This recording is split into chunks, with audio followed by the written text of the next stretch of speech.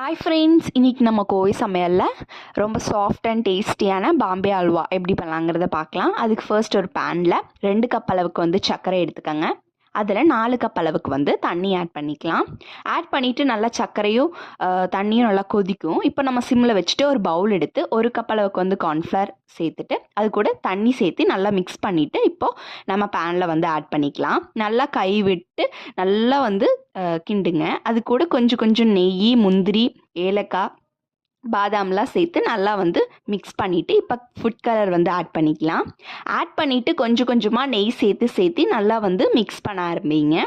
இப்போ நல்லா மிக்ஸ் பண்ணிவிட்டு கொஞ்சமாக இந்த கன்சிஸ்டன்சி வந்ததுக்கப்புறமா ஒரு பவுலில் நெய் தடவிட்டு இப்போ நம்ம ட்ரான்ஸ்ஃபர் பண்ணிக்கலாம். ஒரு 1/4 மணி நேரம் கழித்து ஒரு தட்டத்தில் எடுத்து போட்டோம்னா சூப்பராக பீஸ் போட வருங்க. நீங்கள் நைஃப் வச்சு நல்லா பீஸ் போட்டு எடுத்திங்கன்னா சூப்பரான பாம்பே அல்வா ரெடி ஆயிடுச்சு.